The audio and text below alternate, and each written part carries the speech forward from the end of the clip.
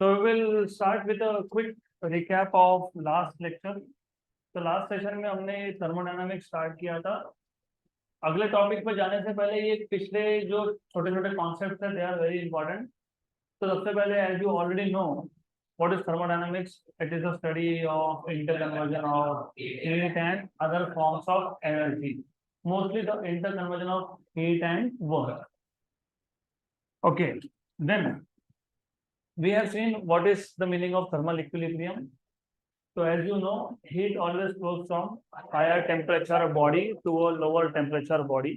This transfer of heat continues until the two bodies are at same temperature. When the two bodies reach same temperature, then they are said to be in thermal equilibrium with each other.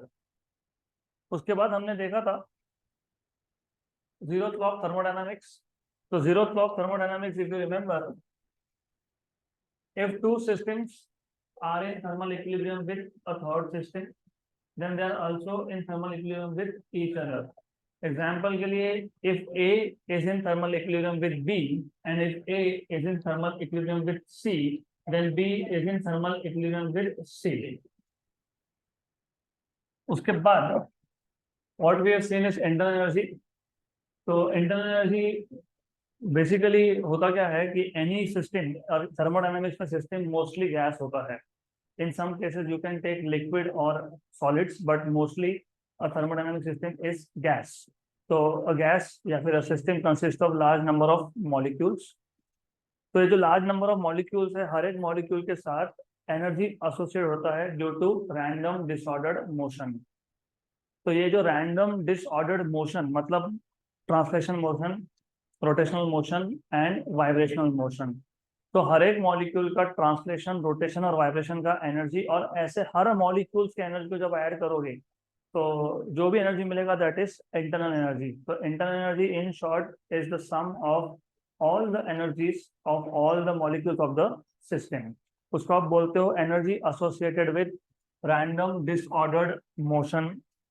So internal energy is defined as the energy associated with random disordered motion of the molecules of the system. मैंने बताया था आपको कि ये जो internal energy है, it is different than macroscopic energy. Macroscopic energy मतलब वो energy जो external factors की वजह से आता है. मैंने एग्जाम्पल भी दिया था एक बॉटल का. बॉटल के अंदर पानी है, तो water along with bottle is your system. और अगर वो बॉटल रेस्ट पे है तो काइनेटिक एनर्जी इज जीरो. और अगर वो बॉटल ग्राउंड पे रखा है मतलब हाइट इज स्मॉल, तो potential energy is also zero. तो microscopic energy of the system is zero. लेकिन बॉटल के अंदर वाटर मॉलिक्यूल्स आर मूविंग, और ये जो मोशन है इट कैन बी इधर ट्रांसलेशन और रोटेशनल और वाइब्रेशनल. तो माइक्रोस्कोपिक एनर्जी तो जीरो है, लेकिन जो internal energy microscopic is not zero. तो मैक्रोस्कोपिक एनर्जी मतलब energy which is coming due to external factors, और माइक्रोस्कोपिक मतलब इंटरनल एनर्जी. अगर आप लिक्विड और सॉलिड की बात करोगे तो उस केस में आप पोटेंशियल एनर्जी भी कंसीडर करते हो. Normally for gases internal energy comes only from translation, rotation and vibration. But in case of liquids और सॉलिड्स, क्योंकि लिक्विड या सॉलिड में the distance between two molecules is small, and when the distance is small potential energy भी आता है due to interaction of molecules with each other, right. उसके बाद तो ये सब हमने ऑलरेडी देखा है. एंड इसके बाद हमने we have seen what is thermodynamic state and thermodynamic process. लेकिन थर्मोडायनामिक स्टेट या थर्मोडायनामिक प्रोसेस, इससे पहले we have to know what is thermodynamic system. What was thermodynamic system? An object or collection of objects that can form a unit and which has the ability to exchange energy with the surrounding. Okay. तो thermodynamic system तीन type के थे. एक था open system, एक था close system, एक था isolated system. Open system allows free exchange of energy as well as matter with the surrounding. Example, boiling water in an open kettle. Close system में exchange of energy is allowed, but exchange of matter is not allowed. A system which allows free exchange of energy with the surrounding but not matter is known as closed system. Example, water boiling in a closed kettle. और एक होता है isolated system, a system which does not allow exchange of energy as well as matter. Such system is known as isolated system. और अगर आपको याद होगा, isolated system का example था hot water in a thermos flask. And तो diagrammatically represent open system, हम एक सिस्टम दिखाते हैं और जरूरी नहीं है स्फीयर ड्रॉ करना है, it is just a representation, you can show any other shape, this is system. सिर्फ ये दिखाना है आपको कि एनर्जी और मैटर दोनों एक्सचेंज हो रहा है ओपन सिस्टम में। क्लोज सिस्टम में सिर्फ एनर्जी का एक्सचेंज है और आइसोलेटेड में किसी का भी एक्सचेंज नहीं है, neither energy nor matter. Then after that हमने देखा था व्हाट इज थर्मोडायनामिक स्टेट। तो thermodynamic state of a system can be described by using the values of its thermodynamic variables. देखो थर्मोडायनामिक स्टेट का मतलब वापस एक बार समझ लो क्योंकि आगे जाके काम में आएगा।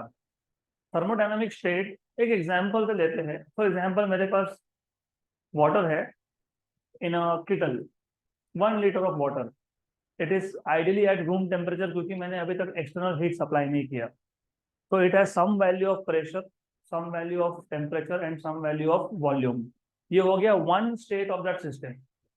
अब अगर मैं इसको हीट करता हूँ तो हो सकता है मैं जब हीट कर रहा हूँ वॉल्यूम इज कांस्टेंट, लेकिन हीट करूंगा तो फिर क्या बढ़ेगा, प्रेशर। क्योंकि अगर कांस्टेंट वॉल्यूम है तो गिलुजैक्स लॉ होता है, तो pressure will increase because temperature is increasing. तो वॉल्यूम की जो वैल्यू है वो पहले भी सेम थी, अभी भी सेम है, बट प्रेशर एंड टेम्परेचर का वॉल्यूम चेंज हुआ। तो अब सिस्टम नए स्टेट में गया। तो कोई भी thermodynamic state of a system मतलब some specific values of pressure, volume and temperature. तो थर्मोडायनामिक स्टेट ऑफ सिस्टम मतलब some particular values of pressure, volume and temperature. So any thermodynamic state of the system can be described by using its temperature, pressure and volume as its variables.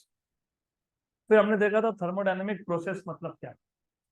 तो thermodynamic process is a process in which thermodynamic state of the system is changed। मतलब thermodynamic variables की value कुछ initial से क्या हो जाएगी, some final. So when a system undergoes thermodynamic process, the values of its thermodynamic variables changes from some initial value to some final values, right? तो process मतलब something is changing. इस case में क्या changing है, values. किसके values, thermodynamic variables के value. मैंने अभी एग्जांपल दिया, पहले प्रेशर पी आया था, वॉल्यूम भी आया था, टेम्परेचर टी आया था। अब प्रेशर और टेम्परेचर चेंज हुआ, वॉल्यूम सेम रहा क्योंकि आपने कांस्टेंट वॉल्यूम पे हीट सप्लाई किया था। तो अब नया स्टेट हो गया, मतलब pressure is now final pressure PF, temperature is PF and volume is still same. तो इस प्रोसेस में क्या हुआ, थर्मोडायनामिक वेरिएबल्स की वैल्यू चेंज होगी। और जो एग्जांपल मैं अभी आपको दे रहा हूँ उसमें क्या कांस्टेंट था, वॉल्यूम। तो कौन सा प्रोसेस है वो, आइसोकोरिक। और जिस प्रोसेस में टेम्परेचर कांस्टेंट हो, आइसोथर्मल। जिसमें प्रेशर कांस्टेंट हो, आइसोबारिक। ओके, इसके बाद we have seen what is heat. तो जब तक हमको बहुत सारा थ्योरी कवर करना है तो तब तक हम लोग पीपीटी के थ्रू ही चलेंगे, it will save our time of course. तो जस्ट अ मिनट, गुड। तो यहाँ पे ना थोड़ा सा थ्योरी ज्यादा है, तो you have to basically follow theory every day. तो हमने जब हीट डिफाइन किया था, तो अगर आपको याद होगा हीट डिफाइन करने के लिए हमने एक एग्जांपल लिया था। We had a glass of water, water and glass makes up the system and temperature of the system was TS, T suffix S. ये ग्लास जिस टेबल पे रखा है और बाकी सारे relevant objects in the room, they form the surroundings, environment. Clear. जब तक सिस्टम का और एनवायरमेंट का टेम्परेचर सेम नहीं होता तब तक एनर्जी का एक्सचेंज चलता रहेगा बिटवीन सिस्टम एंड सराउंडिंग्स, मतलब एनवायरमेंट। करेक्ट। तो दोनों ही values, temperature of the system and temperature of the environment will change. कब तक चेंज? जब तक दोनों सेम नहीं हो जाते। तो temperature of the environment also changes, लेकिन ये जो चेंज है ये मेजरेबल नहीं है। क्यों मेजरेबल नहीं? क्योंकि एनवायरनमेंट बहुत बड़ा है। तो temperature of the environment changes by a very small value since the environment is very large. तो change in temperature of environment is not measurable, but change in temperature of system is measurable. फिर हमने दो example लिए थे। एक case में temperature of the system was less than temperature of the environment. जैसे एक ग्लास है, उसके अंदर पानी है, उसका टेम्परेचर मे बी 20 डिग्री है और सराउंडिंग का 27 डिग्री है। तो एनवायरनमेंट मतलब surrounding is at higher temperature. तो एनर्जी कहाँ से कहाँ फ्लो होगा? एनवायरनमेंट से सिस्टम में। तो हमने बोला था let Q be the amount of energy gained by the system. और कन्वेंशनली ये जो क्यू है इसको तुम पॉजिटिव लेते हो कि नेगेटिव लेते हो? पॉजिटिव। और इस केस में इंटरनल एनर्जी बढ़ता है कि कम होता है? बढ़ता है। अगर उल्टा हुआ, if system is at higher temperature and environment is at lower temperature, then energy is transferred from the system to the surroundings, to the environment. तो इस केस में जो Q है, मतलब एनर्जी जो ट्रांसफर हुआ, वो नेगेटिव होगी पॉजिटिव? नेगेटिव। क्यों negative? Because the system is losing energy, तो it is losing its internal energy. तो वही एग्जांपल यहाँ पे मैं वापस से आपको एक बार बताने वाला हूँ। It's a simple thing. So consider the glass filled with water. The glass along with water forms the system and the temperature of the system is Ts. Good. तो एक सिस्टम है हमारे पास। You have a glass and inside there is water. So glass and water is your system. Temperature of the system is Ts. Everything else, including the table on which the glass is kept, is environment. तो इस case में the table on which the glass is kept along with other relevant objects. अभी other relevant object बोलने का एक reason है। मैंने आपको कल बताया था थर्मोडायनामिक सिस्टम, और आज रिवाइज भी किया। थर्मोडायनामिक सिस्टम किसको बोलते हो? Which has the ability to exchange energy. तो सराउंडिंग्स में ऐसे भी ऑब्जेक्ट हो सकते हैं विच आर थर्मली इंसुलेटेड, मतलब which are not capable of exchanging energy. तो उन ऑब्जेक्ट को मैं काउंट नहीं करने वाला हूँ एनवायरमेंट में। इसके लिए क्या बोला है? Relevant objects. मतलब तुमको एनवायरमेंट में वही ऑब्जेक्ट्स लेने हैं which have the ability to exchange energy. Okay. और ये जो सराउंडिंग है इसमें टेम्परेचर टीई है, then if TS and TE are not equal, there will be change in both the temperatures until a thermal equilibrium is reached. TE will also change, but normally change in T is not measurable since the environment is large. Good. And lastly, such a change in temperature, ये change in temperature क्यों हुआ? TS का temperature क्यों change हुआ? It is because of the transfer of internal energy between the system and its environment. तो हमने देखे थे दो एग्जांपल्स। ओके। तो पहले एग्जांपल में as you can see temperature of the system is less than temperature of environment, मतलब heat will be absorbed by the system. So energy will be transferred to the system from the environment. और case 2 में तो यहाँ पे जो energy Q है, तो energy Q gained by the system is taken to be positive by convention. Okay. And in the second case, if the system is at higher temperature, अगर system higher temperature पे है तो energy system क्या करेगा? Lose करेगा। मतलब there will be transfer of energy from system to surroundings to environment, and by convention in this case is Q is taken to be negative. Correct. Good. और हमने फिर फाइनली हीट डिफाइन किया था। Heat can be defined as the energy that is transferred between the system and the environment due to difference in temperature. तो यहाँ तक कल हमने मोर और लेस देखा था। Now today we will start with next topic, and that is change in internal energy. तो change in internal energy of the system, more or less बात वही है। अगर एक सिस्टम सराउंडिंग से एनर्जी एब्जॉर्ब कर रहा है तो उसका इंटरनल एनर्जी बढ़ेगा, अगर वो लॉस कर रहा है तो इंटरनल एनर्जी कम होगा। लेकिन इंटरनल एनर्जी का चेंज होना हमने अभी तक एक ही तरीका देखा है। कौन सा तरीका? Due to transfer of heat. और हीट ट्रांसफर होता है बिकॉज ऑफ टेम्परेचर डिफरेंस। तो so far हमने क्या देखा? We have seen that what you have seen, internal energy of a system can be changed due to exchange of energy with the environment. ये हमने जो अभी अभी केस डिस्कस किया, internal energy of the system can be changed due to exchange of energy with the environment. तो जो दो example लिए थे, पहले केस में एनर्जी कहाँ से कहाँ जा रहा था? एनवायरमेंट से सिस्टम में, तो इंटरनल एनर्जी क्या हो रहा था? बढ़ रहा था। दूसरे केस में क्या हो रहा था? कम हो रहा था। It was due to transfer of energy, due to exchange of energy, right. But हम दो तरीके से इंटरनल एनर्जी चेंज कर सकते हैं। नंबर वन, जो नंबर वन मैंने अभी बताया, because of exchange of energy. Number two, by doing work on the system. तो पहला केस तो हमने अभी डिस्कस किया, और अब और इसके आगे जब तक थर्मोडायनामिक्स खत्म नहीं होता, एक सेंटेंस दिमाग में फिट कर लो, ये हर टॉपिक में आएगा। Consider a gas filled in a cylinder fitted with movable frictionless and massless piston. तो इसके आगे हम जब भी एक सिस्टम की बात करेंगे तो system will be in the form of gas normally, या फिर गैस प्लस वेपर, डिपेंड करता है। अगर पेट्रोल इंजन की बात है तो उस केस में आप बोलोगे पेट्रोल वेपर, जिसको तुम गैसोलीन बोलते हो, plus plus you can have petrol मतलब gasoline plus you can have air, good. अगर डीजल इंजन है तो डीजल वेपर प्लस एयर। अगर स्टीम है तो स्टीम मतलब वाटर वेपर।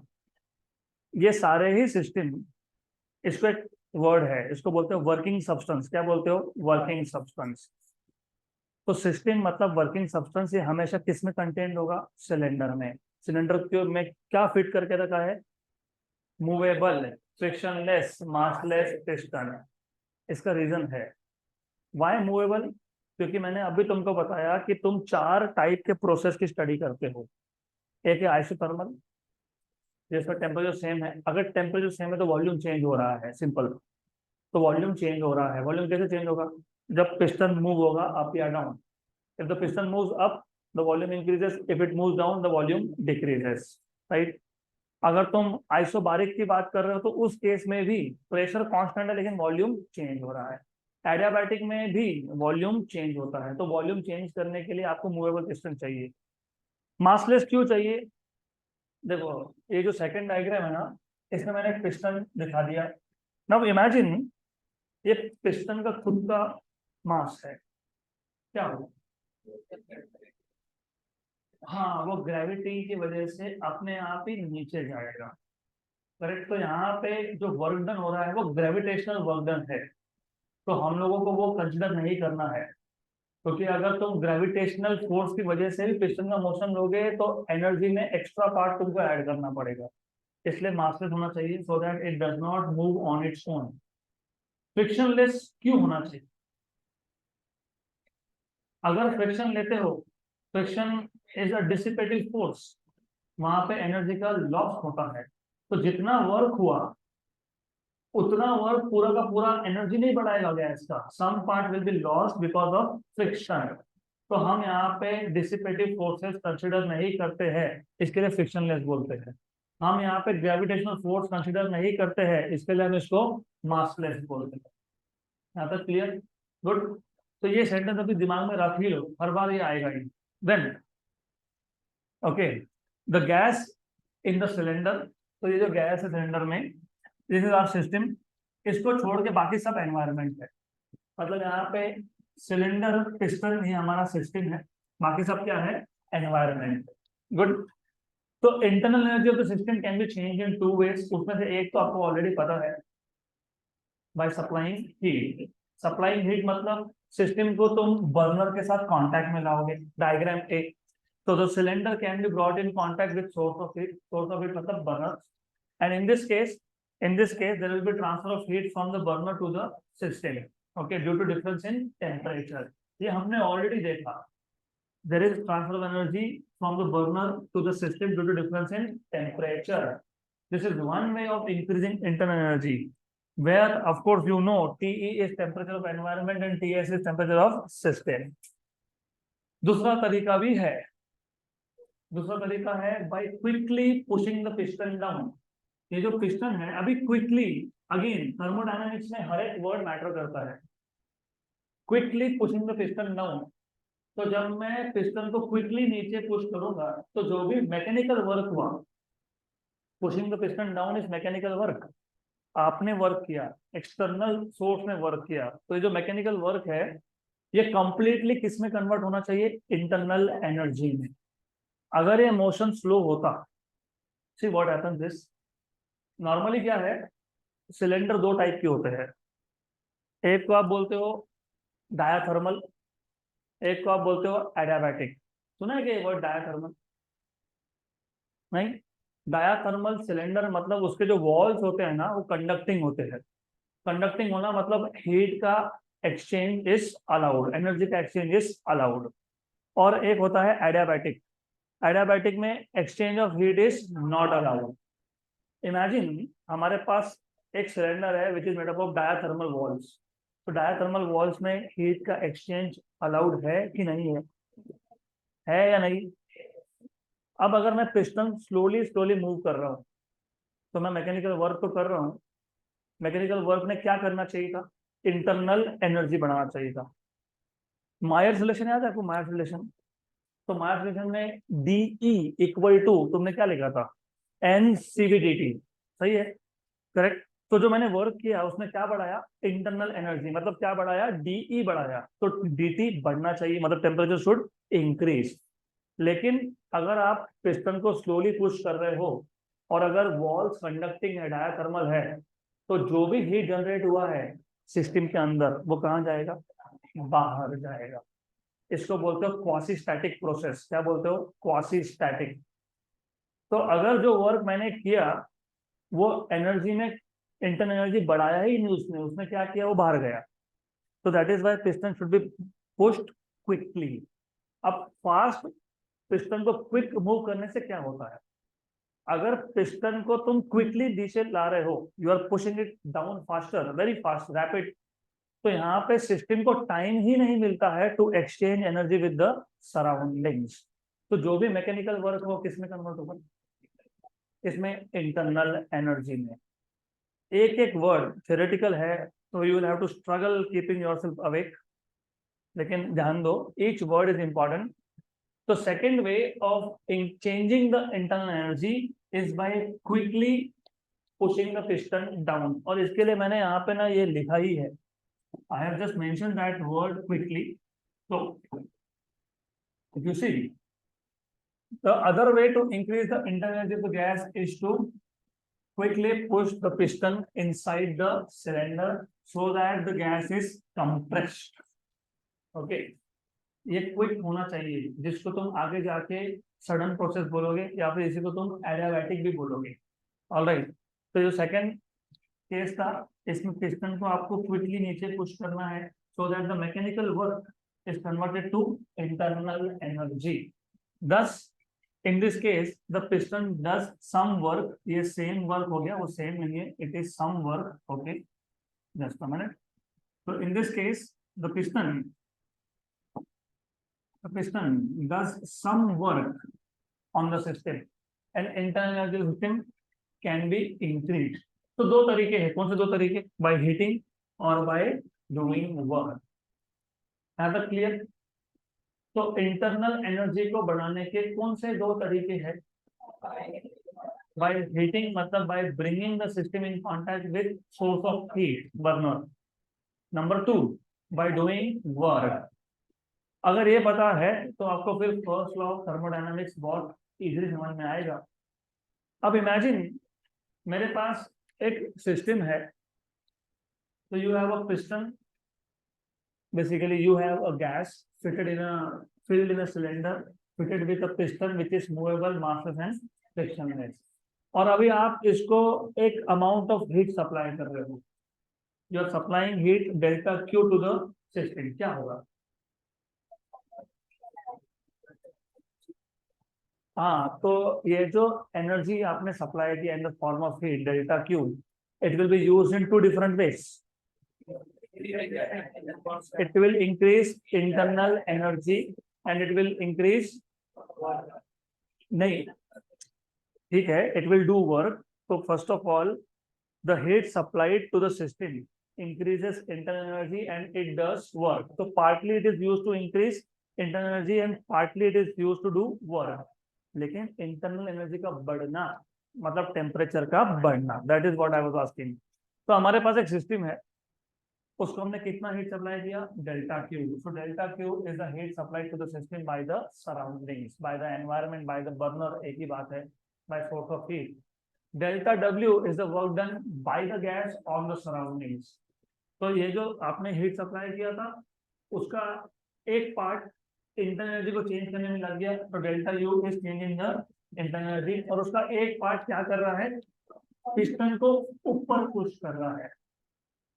पिस्टन को ऊपर पुश करना मतलब एक्सपांशन की कंप्रेशन, मतलब एक्सपांशन होता है तो बाय द गैस होता है, कंप्रेशन होता है तो ऑन द गैस होता है। और यहाँ पे तुमको बहुत कंफ्यूजन रहेगा क्योंकि केमिस्ट्री में थोड़ा सा कॉन्सेप्ट अलग है। कॉन्सेप्ट अलग है मतलब नोटेशन कन्वेंशन अलग है, राइट। एक्सपांशन होना मतलब work is done by the gas. Chemistry में नेगेटिव, यहाँ पॉजिटिव लोगे। अगर कंप्रेशन है, work is done on the gas, वो आगे आएगा। So we know that the heat supplied to the gas will be partly used to increase internal energy and partly to perform work. This is the first statement of first law of thermodynamics. So mathematically बताओ तो delta Q equal to delta U plus delta W. Done. So delta Q equal to delta U plus delta W. This is the mathematical statement of first law of thermodynamics. Correct? Clear? अब delta जो तो तुम find कर लोगे, कैसे करोगे, कैसे करोगे, कैसे करोगे, कैसे करोगे? डेल्टा यू मतलब डेल्टा ई, डेल्टा ई मतलब एनसीबीडीटी। तो डेल्टा यू तो तुम फाइंड कर ही लोगे, लेकिन वर्क डन कैसे फाइंड करोगे? तो अभी this is the first time that we will introduce the concept of work done. अब हमको क्या फाइंड करना है, वर्क डन। क्या फाइंड करना है, वर्क डन। तो वर्क डन का एक्सप्रेशन डिराइव कैसे करोगे, उसके लिए एक सिंपल सा एग्जांपल लेते हैं। देखो मैंने बोला था ना, ये तुम याद ही रख लो। Consider gas enclosed in a cylinder fitted with movable massless and frictionless piston. तो हमारे पास एक सिस्टम है, हमारे पास एक सिस्टम है जिसमें ऑफ कोर्स गैस है, एक मूवेबल पिस्टन है।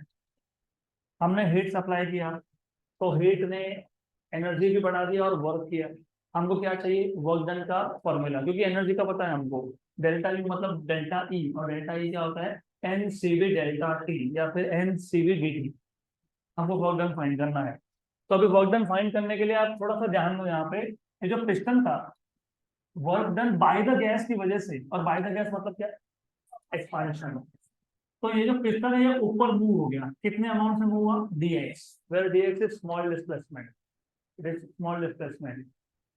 केटीजी में पहली थ्योरी ऑफ गैसेस में एक क्वेश्चन था जहां पे तुमने dw इक्वल टू क्या लिखा था याद है, pdv। तो वो कैसे आता है वो भी समझेगा आपको, करेक्ट।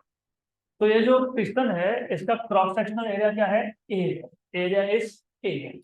तो let the cross sectional area of the piston be A and P be the pressure exerted on the piston by the gas. Again, pressure का कॉन्सेप्ट यहाँ पे क्यों आया, ये भी इंपॉर्टेंट है। आपने एक सिस्टम लिया, उसमें सिलेंडर में गैस है, पिस्टन है which is movable massless frictionless. फिर आप बोल रहे हो हीट सप्लाई हुआ, हीट सप्लाई होने की वजह से वो जो हीट सप्लाई हुआ उसमें कुछ पार्ट इंटरनल एनर्जी इंक्रीज हो गया, और because remaining part will do what, क्या करेगा, वर्क करेगा। वर्क करेगा मतलब पिस्टन को कहाँ मूव करेगा, अब कैसे करेगा, कैसे करेगा, मेरे बोलने से हो गया क्या, part of the energy is use to increase internal energy, मतलब part of the heat supplied increases internal energy and part of the heat supplied does work and it pushes the piston up. कैसे हो गया, exactly. Do you remember what was pressure? How do you derive equation of pressure? Collisions. Gas molecules, they are in random motion and they collide. जब आप heat supply कर रहे हो तो heat लेके, heat is a form of energy which can neither be created और be destroyed. तो question ये है कि ये जो हीट हमने सप्लाई किया, the amount of heat that we have supplied goes where? It goes to the molecules which were already moving, and now by gaining some energy, अभी energy बढ़ गया, they will start moving faster. If they move faster, it means they will undergo more collisions with the piston, and when they collide with the piston, they exert pressure. What is pressure? Force upon area. मतलब they are exerting force, and because of this force the piston will move up. So that is the idea. अगर ये clear है तो फिर आपको work done का equation derive करने में कोई दिक्कत नहीं आएगी। What is the formula for work done? वो तो प्रूव करना है ना, पी डेल्टा भी प्रूव करना है। What is work done? Force into displacement. Very good. So due to this pressure, the piston moves upward by a small distance dx. And you know, small work done or work done in general to move the piston by small displacement is given by, what is work done? Force into displacement. Force क्या है? F. Displacement क्या है? dx. What is pressure? For the on area. So what is force? Pressure into area. So you see, अच्छा एक step miss हो गया शायद, चलो कोई बात नहीं, हो गया तो मैं लिख देता हूँ। I have kept it blank intentionally. Okay ठीक है। तो ये जो हमने लिखा small amount of work done dw equal to f into dx, but then you must know force equal to pressure into area. Therefore ये जो dw है, this dw is equal to force मतलब pressure into area, और साथ में कौन था? dx। अब डायमेंशनली सोचो, area is L raised to 2 and dx is L raised to 1, so L raised to 3 मतलब क्या? वॉल्यूम। लेकिन वॉल्यूम की change in volume, change in volume, area area into height is total volume, लेकिन area into small displacement of the piston is change in volume. So what is work done? PdV. This is the work done by the gas in increasing the volume by a small amount dV, or by moving the piston through small displacement dx. Clear? यहाँ तक idea clear हो रहा है क्या? हमारे पास एक system था, मतलब गैस था, सिलेंडर में था, पिस्टन है, मूवेबल है, मासलेस है, फ्रिक्शनलेस है, हमने एनर्जी सप्लाई किया, एनर्जी मतलब हीट सप्लाई किया। Heat is a form of energy which can neither be created nor be destroyed. कहाँ गया? गैस मॉलिक्यूल्स के पास गया। गैस मॉलिक्यूल्स एनर्जी के क्या कर रहे हैं? फास्टर मूव हो रहे हैं। फास्टर मूव हो रहे हैं मतलब they are undergoing more collisions with the piston. इसका मतलब दे आर एक्सर्टिंग pressure, मतलब they are exerting force. Due to this force, the piston moves slightly up. कितना displacement? dx. So work done in displacing the piston by small amount dx is dw, which is f dx. But since pressure is force upon area, force is pressure into area. तो substitute कर दो, तो p a dx, but a dx is change in volume. It is not volume, it is change in volume. यहाँ तक clear?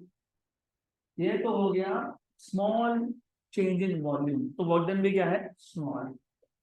Imagine हमारे पास जो cylinder था, उसका जो पिस्टन था, इमेजिन इनिशियल वॉल्यूम vi और work done by the gas, उसकी वजह से ये जो पिस्टन है ये मूव होते होते यहां तक आ गया। तो what is the new volume? v final. Correct? Initial volume कितना है? v initial. हाँ कितना है? v final. और मुझे फाइंड करना है what is the total work done in increasing the volume from vi to vf। तो टोटल वर्क डन कैसे फाइंड करते हैं? इंटीग्रेशन। मैंने आपको बहुत पहले बता दिया था, जहां भी वर्क डन हो हर जगह पे सेम कॉन्सेप्ट है। इवन इलेक्ट्रोस्टैटिक्स में पहले तुम चार्ज को स्मॉल डिस्प्लेसमेंट करते हो, फिर आप बोलते हो स्मॉल डिस्प्लेसमेंट में वर्क डन कितना हुआ, एफ डी एक्स। फिर तुम क्या करते हो, टोटल वर्क डन।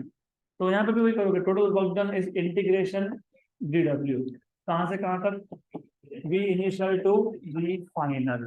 तो this is equal to integration from V initial to V final, D W क्या है, पी डी वी। तो D W is P D V. अगर टेम्पररीली, इंपॉर्टेंट है ये, टेम्पररीली मैं ऐसा अज्यूम करता हूँ कि प्रेशर कांस्टेंट है, तो कांस्टेंट गोज आउटसाइड इंटीग्रेशन। तो प्रेशर कांस्टेंट है ऐसा अज्यूम किया, हर बार नहीं होगा, हर बार नहीं होगा। अगर मैं प्रेशर कांस्टेंट बोल रहा हूँ मतलब मैं आइसोबारिक प्रोसेस की बात कर रहा हूँ यहाँ पे, तो the process is treated as isobaric, हर बार नहीं होगा, फिलहाल टेम्पररी हम लोग ले लेते हैं। What is integration of D X X, what is integration of D T T, तो what is integration of D V V, तो V from initial to final. तो क्या करोगे, upper limit minus lower limit, तो V final minus V initial into P, that is total work done, this is total work done. देखो, तो let V I be the initial volume of the gas, V S be the final volume of the gas. Therefore, total work done is W equal to integration from V initial to V final delta W. इसको मैंने dW बोला है। What is delta W? V initial to V final. P constant outside. P constant मतलब process is treated as isobaric constant pressure process. तो dV का indication होता है V, तो फाइनली क्या मिल गया आपको, P into V final minus V initial. तो ये जो एक्सप्रेशन 2 है, this gives you work done in terms of initial volume and final volume. Clear, right. अब मैंने आपको अभी अभी बोला work done by the gas is taken to be positive या negative, positive, and work done on the gas taken to be negative. मैं वापस बोल रहा हूँ, केमिस्ट्री में आपके कन्वेंशंस शायद उल्टे हैं as far as I know. Work done by the gas is negative, work done on the gas is positive. उसका रीजन है, उसका रीजन क्या है, यहाँ पे तुमने हीट सप्लाई किया, अगर मैं हीट सप्लाई नहीं करता, इमेजिन, और गैस फिर भी वर्क कर रहा है, मतलब गैस अभी भी पिस्टन को ऊपर पुश कर रहा है, ऊपर पिस्टन अपने आप तो पुश होगा नहीं, एनर्जी लगेगा, सही है, करेक्ट।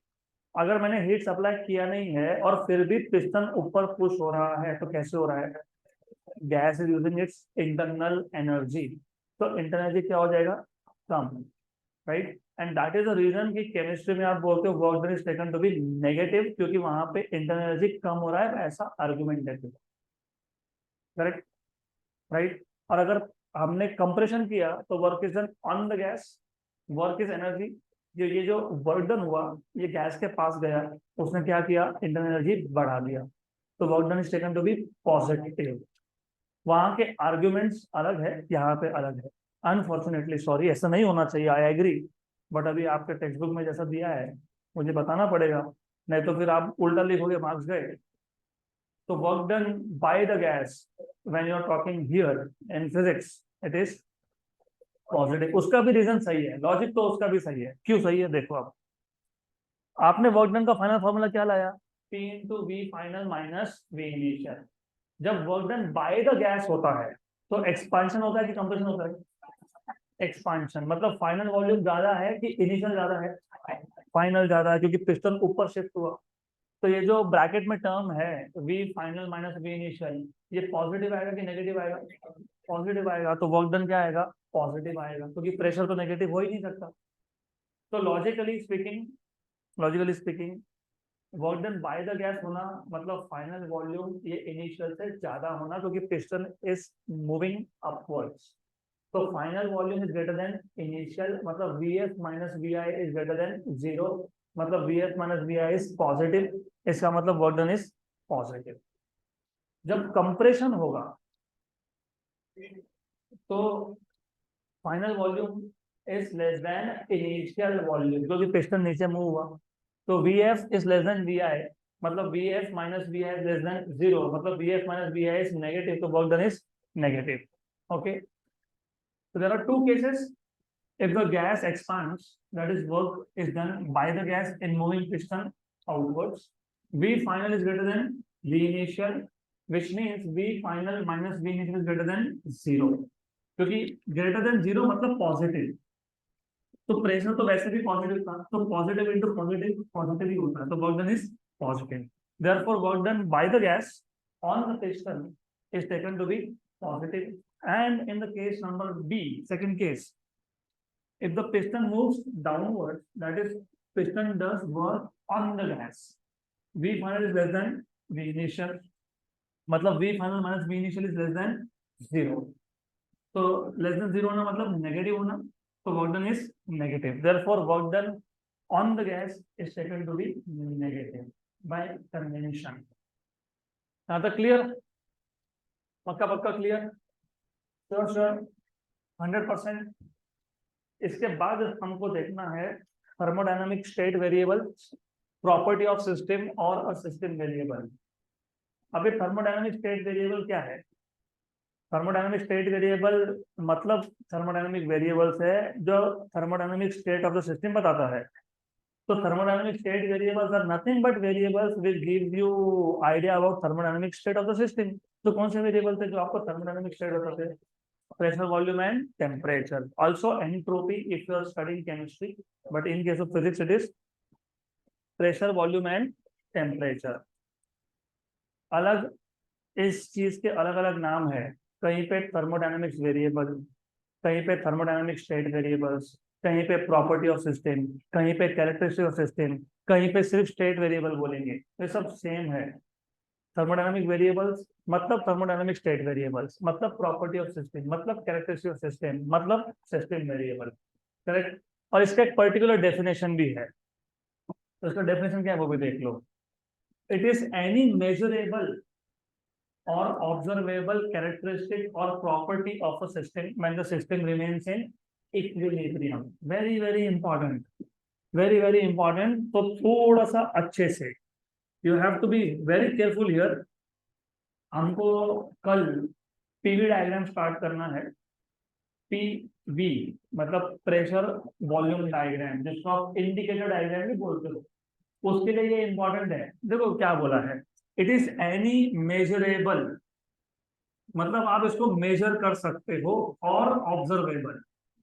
ऑब्जर्वेबल और मेजरेबल एक ही बात होती है।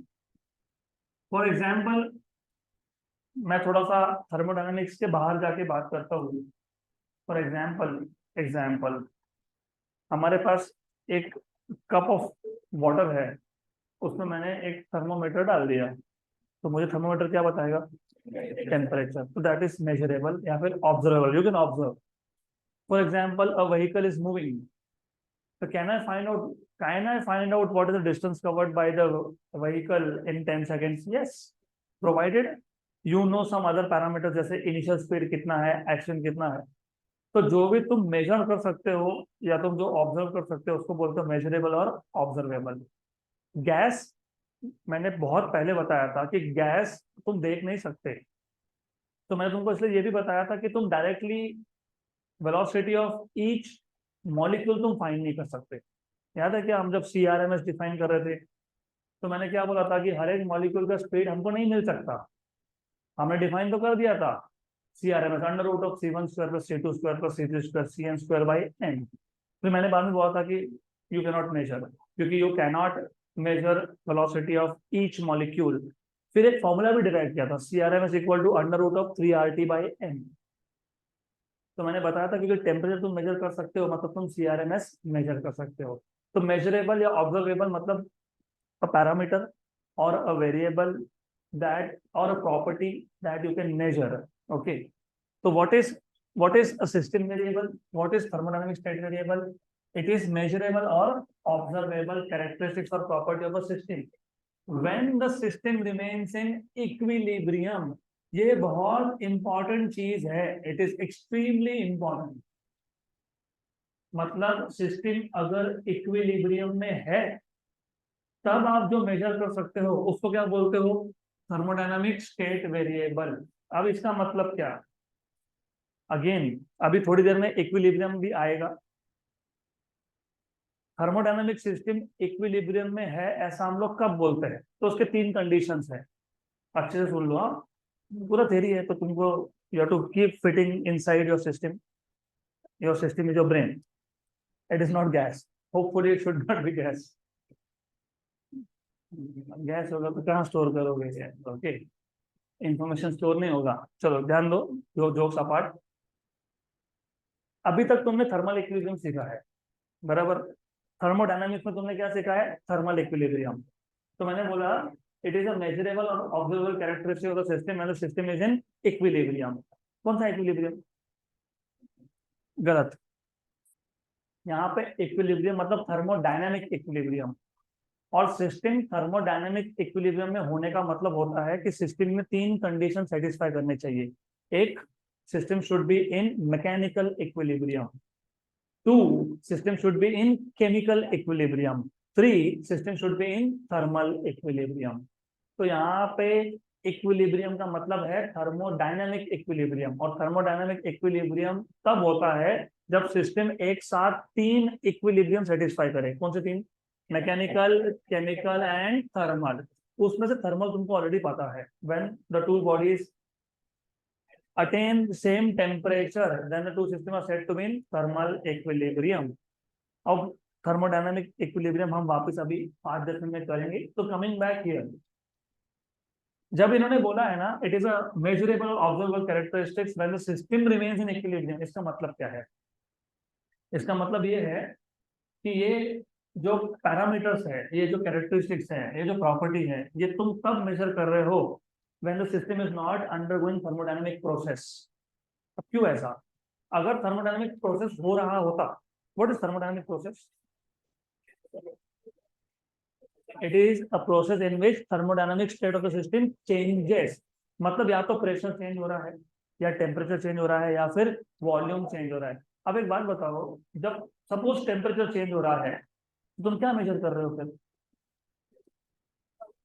नहीं मैंने थर्मोमीटर तो डाल दिया, I am measuring temperature but temperature is changing.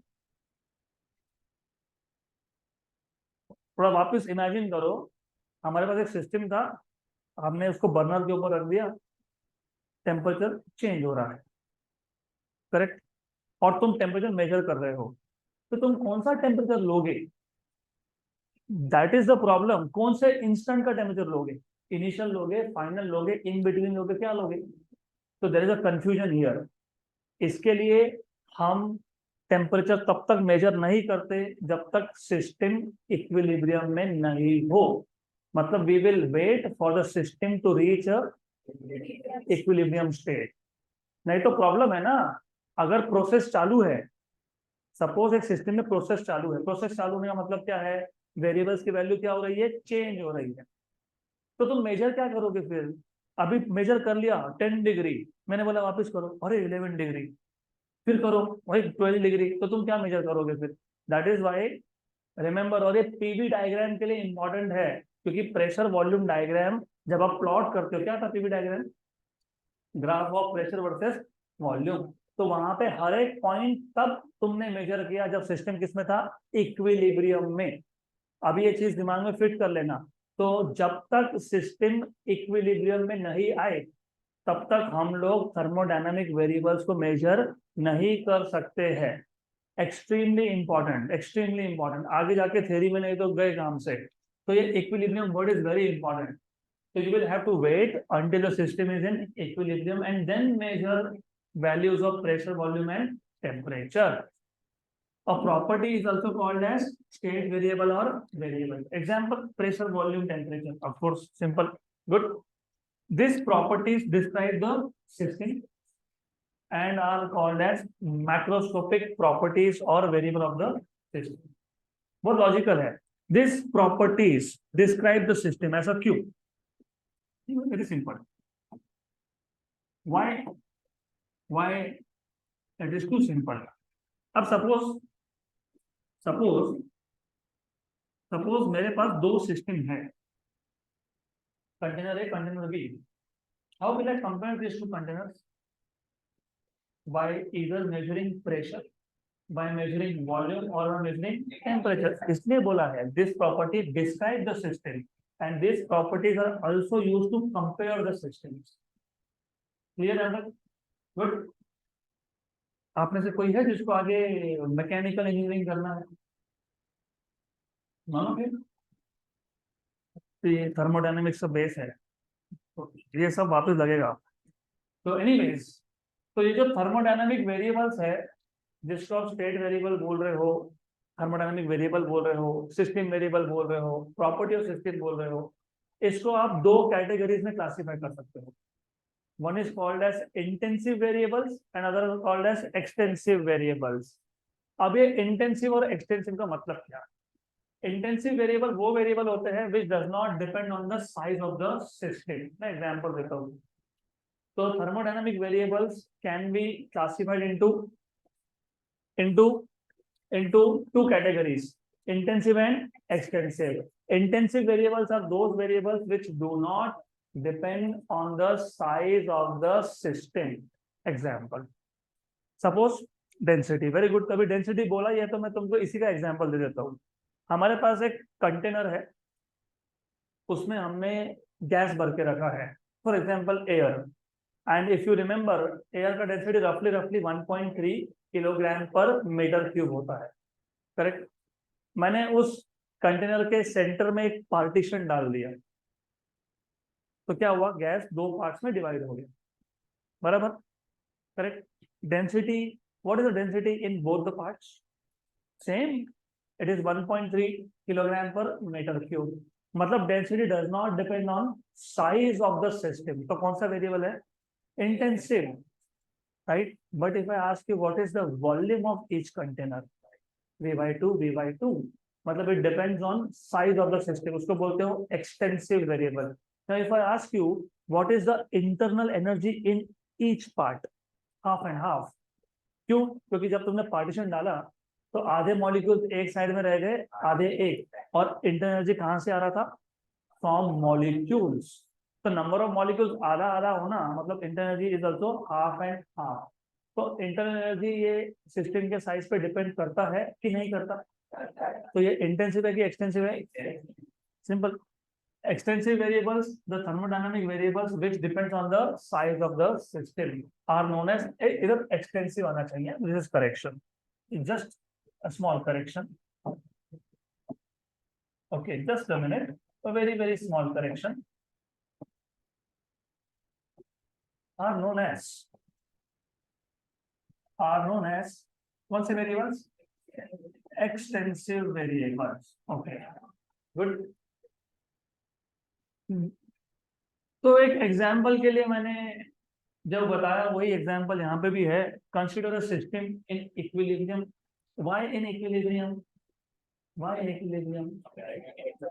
अभी बोला ना, thermodynamic variables you will measure only when the system is in equilibrium. तो हमारे पास एक सिस्टम है which is not undergoing any thermodynamic process। इसमें हमने इस सिस्टम को हमने दो इक्वल कंपार्टमेंट्स में डिवाइड कर दिया, right, each with half the original volume। it can be seen that pressure, density and temperature are same, correct, in both the compartments, hence these variables are intensive variables, but total mass half and half, internal energy half and half are equally divided in the two compartments and hence they are extensive variables। Clear यहाँ पर? तो intensive और extensive clear हुआ। Now coming to thermodynamic equilibrium, मैंने अभी भी बताया any system, a system is in thermodynamic equilibrium if it satisfies three conditions of equilibrium simultaneously। important word। ऐसा नहीं हो सकता है कि सिस्टम पहले मैकेनिकल इक्विलिब्रियम में था, अभी थर्मल इक्विलिब्रियम में है, बाद में केमिकल इक्विलिब्रियम में है। तीनों की तीनों एक साथ होने चाहिए। कौन से तीन? तो एक है मैकेनिकल इक्विलिब्रियम। अब मैकेनिकल इक्विलिब्रियम का मतलब क्या होता है? Physics is very well connected. तुम जो 11वीं में सीखते हो उसका सीधा कनेक्शन 12वीं के साथ है। मैंने आपको 11 में भी बताया था some people are getting bored, हमको क्या करना है, किसको क्या बोलते हैं। मैंने बताया था what is the meaning of mechanical. Mechanical मतलब यू डील विथ फोर्सेस। कहाँ बताया था पता है? Elasticity, plasticity, mechanical properties of solids. मैंने ये बोला था कि when you apply force on a substance, how does the force reacts to that force is studied under mechanical properties. तो मैकेनिकल इक्विलिब्रियम का मतलब क्या होगा? The net force on the system is zero. हमारे पास एक सिस्टम है जिसके ऊपर टोटल फोर्स कितना है? Zero. The system is said to be in equilibrium. सिर्फ ये नहीं, इसका और भी मतलब होता है। सिर्फ सिस्टम के ऊपर टोटल फोर्स जीरो नहीं। मैं एग्जांपल देता हूँ, ये बेस्ट एग्जांपल है। एक सिस्टम है which is at rest. When is any system at rest? When forces are balanced, मतलब there is no net force. तो can you say that this system is in mechanical equilibrium? Yes, no. क्यों? क्योंकि system के अंदर भी unbalance forces नहीं होने चाहिए। मतलब इवन इनसाइड द सिस्टम, बाहर के तो फोर्सेस जीरो ही है। ग्रेविटी मतलब weight is balance by normal reaction. मतलब बाहर का अगर आप मैक्रोस्कोपिक फोर्सेस की बात करोगे तो वो तो बैलेंस्ड है, मतलब वो तो इक्विलिब्रियम है। लेकिन सिस्टम के अंदर भी क्या नहीं होना चाहिए? Unbalance forces. मतलब सिस्टम के अंदर हर पार्ट में फोर्सेस शुड बी बैलेंस्ड। इसका और एक मतलब होता है, मैंने आपसे कल पूछा था, what is the direction of wind? Higher pressure to, very good. आपको पता है कभी भी मोशन कब होता है? When there are unbalanced forces, correct? तो अगर अनबैलेंस फोर्सेस नहीं हो तो will there be any motion from any part to any another part? No. तो जब आप बोलते हो mechanical equilibrium, you are also saying that inside the system, inside the system everywhere you have balance of forces. और balance of forces का मतलब क्या होता है? Pressure is same. अगर प्रेशर सेम नहीं होता तो क्या होता? प्रेशर सेम नहीं था, हायर प्रेशर से लोअर प्रेशर क्या फ्लो हुआ? विंड। तो अगर सिस्टम के अंदर एक जगह पे हायर प्रेशर है, दूसरी जगह पे लोअर प्रेशर है, तो gas will flow from higher to lower. लेकिन मोशन कब होता है? When there is unbalanced force. तो तुम बोल रहे हो कि एक पॉइंट से दूसरे पॉइंट पे गैस आ रहा है, आ ही नहीं सकता ना, क्योंकि तुमने क्या बोला? System is in mechanical equilibrium. तो मैकेनिकल इक्विलिब्रियम के दो मतलब है, एक तो एक्सटर्नल इक्विलिब्रियम भी होना चाहिए, एक इंटरनल भी होना चाहिए। इंटरनल का मतलब every part of the system is in mechanical equilibrium, मतलब there are no unbalanced forces. अगर होते तो gas will start moving from one point to another. तो when there are no unbalanced forces within the system and between the system and its surrounding, मतलब external equilibrium भी है और with in मतलब internal भी है, then the system is said to be in mechanical equilibrium. This implies that pressure throughout the system and between the system and surrounding is same. क्योंकि अगर pressure same नहीं है तो gas will start moving from higher pressure to lower pressure. और when gas moves मतलब there are unbalanced forces. क्योंकि motion कभी भी याद रखना, अगर फोर्सेस बैलेंस नहीं है तो क्या प्रोड्यूस होता है? मोशन। किसने बोला ये? Newton's laws of motion. क्या बोला उसने? What is Newton's first law of motion? Particle और object remains at the rest or in a state of uniform motion unless it is acted upon by external unbalanced force. तो जब तुम external unbalance force लगाते हो तो क्या होता है? मोशन होता है, करेक्ट? तो यहाँ पे मोशन नहीं है, मोशन नहीं है मतलब क्या है? Forces are balance inside and outside. Then second condition is chemical equilibrium. A system is said to be in chemical equilibrium when there are no ongoing chemical reactions within the system. No ongoing, पहले हुए होंगे, we don't care.